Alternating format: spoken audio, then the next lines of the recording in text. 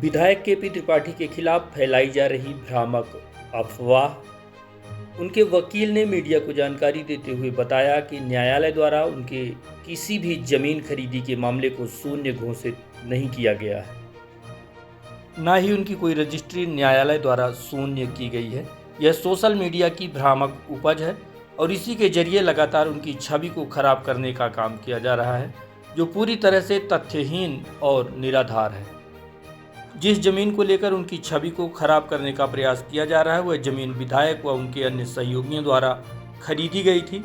इस संबंध में विधायक के वकील का क्या कहना है, आप खुद सुनिए। उस केस में मैं अधिवक्ता था और प्रकरण भी माननीय सप्तम अपर व्यवहार न्यायाधीश वर्ग 2 श्रीमती पद्मनी सिंह जी के न्यायालय से पारित हुआ है। तो ये हर प्रसाद की पैतृक भूमियां थी और उन्होंने अपने 2 पुत्रों के बीच में सन 1968-69 में बंटवारा कर दिया था। तब से अंगद प्रसाद की अलग भूमियां थीं और राम प्रसाद की अलग भूमियां थीं। अब चूंकि हुआ क्या कि अंगद प्रसाद जी मृत हो गए और उनके कोई पुत्र से एक पुत्र था, वो भी खत्म हो गया। अनीता देवी और कुसुम कली उक्त भूमियों की मालिक हुई अंगद प्रसाद के मृत होने के बाद, और वो उन भूमियों में काबिज थी। अनीता देवी के हस्बैंड की 9-10 के दरमियान मृत्यु हो गई और उनके ऊपर काफ़ी कर्ज वगैरह था।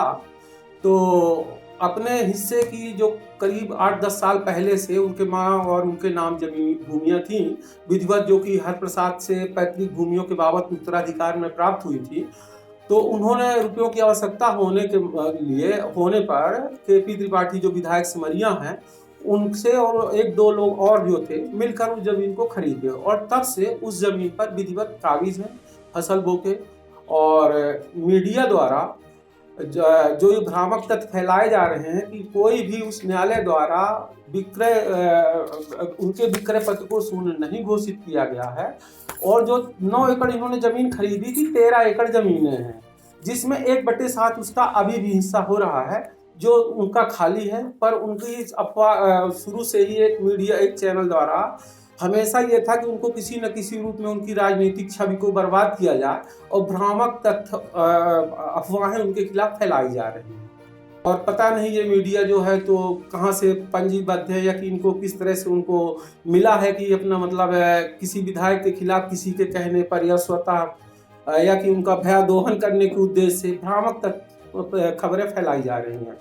न्यायालय द्वारा उनका विक्रय पत्र या रजिस्ट्री शून्य घोषित नहीं हुई है। सिर्फ 13 एकड़ में 1/7 का हिस्सा उनका दिया गया है। इन्होंने सिर्फ 9 एकड़ 11 डिसमिल जमीन खरीदी है।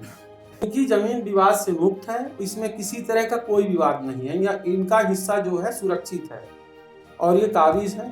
कभी उनका राम प्रसाद का या उनके वारिसों का कभी कोई कागज नहीं था। ऐसा राम प्रसाद ने भी अपने बयान में कहा कि अनीता देवी की संपत्ति से मुझे कोई मतलब नहीं।